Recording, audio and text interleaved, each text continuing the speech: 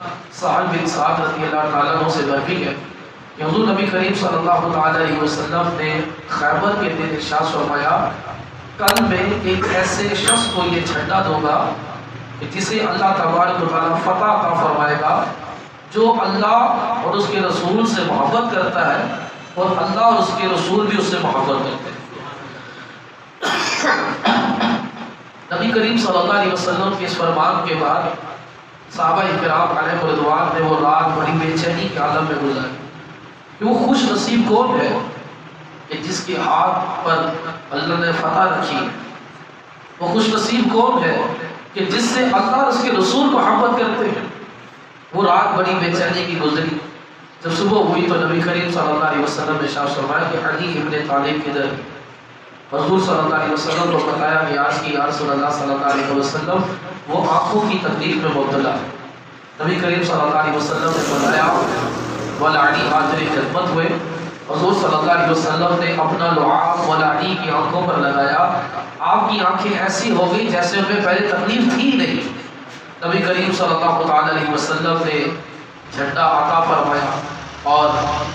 ارشاد فرمایا کہ اللہ تبارک و تعالیٰ نے تمہارے ہاتھ پر فتح رکھی ہے۔ حضرت علی رضی اللہ تعالیٰ نے عرض کی یا رسول اللہ صلی اللہ علیہ وسلم ان لوگوں سے اس وقت تک لڑوں جب تک وہ ہماری طرح مسلمان نہ ہو جائے۔ نبی کریم صلی اللہ علیہ وسلم نے ارشاد فرمایا کہ علی نرمی اختیار کرو، پہلے انہیں اسلام کی دعوت دو اور یہ جب اسلام قبول کریں تو انہیں بتاؤ کہ تم پر اللہ تعالیٰ کے کیا حقوق ہیں، وہ حقوق بتاؤ، اور اللہ کی قسم اگر تمہاری وجہ سے اللہ تعالیٰ نے کسی ایک کو بھی ہدایت عطا فرما دی تو یہ تمہارے لیے سرخ اونٹوں سے بھی بہتر ہے۔ سرخ اونٹوں کی مثال دی جاتی تھی کہ عرب کے اندر جو سرخ اونٹ تھے وہ سب سے مہنگے ترین تھے، اور عرب کے لوگوں کو سرخ اونٹوں سے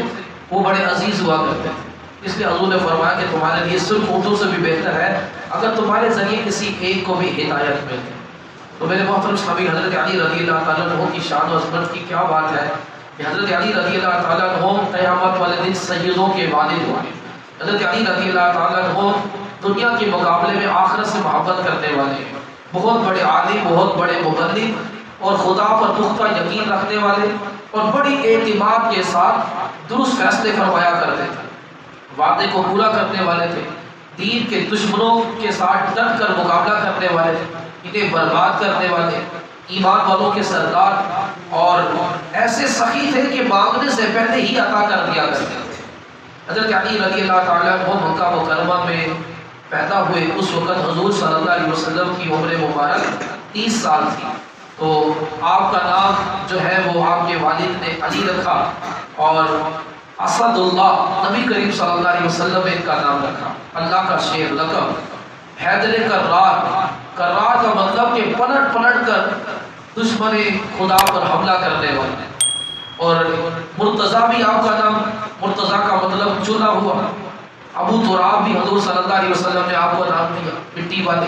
ابو الحسن کیونکہ امام حسن کے آپ والد تھے، اس بنا پر آپ کی کنیت ابو الحسن۔ اور فاطمہ الزہرا رضی اللہ تعالیٰ عنہ کے شوہر اور چوتھے خلیفہ، مسلمانوں کے چوتھے خلیفہ بنے۔ تو آپ رضی اللہ تعالیٰ عنہ حضور صلی اللہ علیہ وسلم کے چچا کے بیٹے، تو جب آپ کی ولادت ہوئی 13 رجب المرجب ہوئی، اسی مہینے کی 13 تاریخ کو جمعہ والے دن آپ کی ولادت ہوئی۔ تو جب آپ کی ولادت ہوئی تو نبی کریم صلی اللہ علیہ وسلم تشریف لائے اور اپنا لعاب حضرت علی کے منہ میں داخل کی، اپنی زبان مولا علی کے منہ میں داخل کی۔ تو آپ کی والدہ فاطمہ بنت اسد کہتی ہے کہ مولا علی حضور صلی اللہ علیہ وسلم کی زبان کو چوسنے لگے، یہاں تک کہ نیند کی آغوش میں چلے گئے۔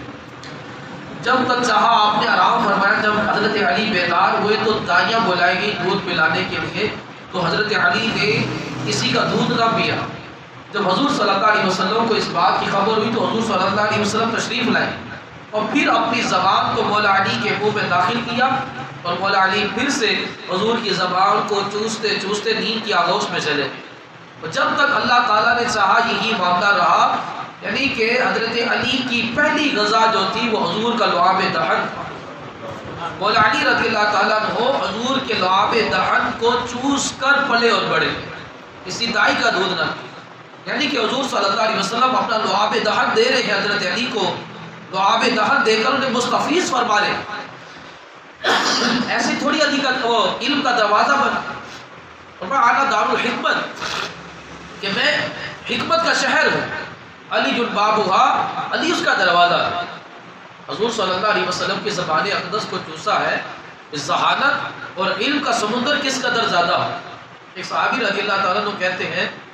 کہ قرآن پاک جو ہے وہ 7 قراتوں میں نازل ہوا ہے، 7 قسم کی عربی ہے، اس میں قرآن نازل ہوا.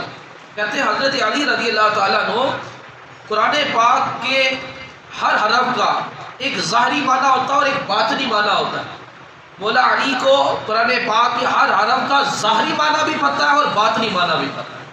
پورے قرآن کے ہر حرف کے ظاہری معنی کو بھی جانتے ہیں اور باطنی معنی کو بھی جانتے ہیں. حضرت علی رضی اللہ تعالیٰ عنہ کا قد نہ زیادہ لمبا تھا نہ ہی زیادہ چھوٹا تھا،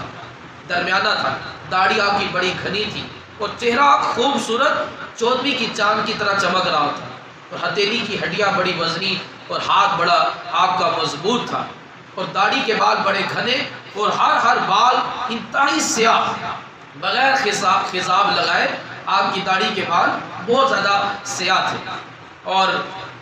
آپ کا بچپنا بھی کیسا پیارا بچپنا ہے کہ نبی کریم صلی اللہ علیہ وسلم نے ان کو گود لے لیا تھا، کیونکہ ابو طالب کے مالی حالات اتنے بہتر نہیں تھے. حضور نے ان کو گود لیا، ان کی پرورش کی، ان کی تربیت کی، اور 10 سال کی عمر میں آپ نے اسلام قبول کر لیا، اور 10 سال کی عمر سے نیکی کی دعوت میں بڑھ چڑھ کر حصہ لیتے. اس ساری عمر حضور صلی اللہ علیہ وسلم کی امداد و نصرت، دین کی حمایت، دین کے دشمنوں کے ساتھ مقابلہ کیا، اور اسی میں آپ کی پوری زندگی جو گزری ہے وہ 10 سال کی عمر میں آپ اسلام قبول کرتے ہیں، اور 10 سال کی عمر سے لے کر اپنی پوری زندگی اسلام کی خدمت میں آپ نے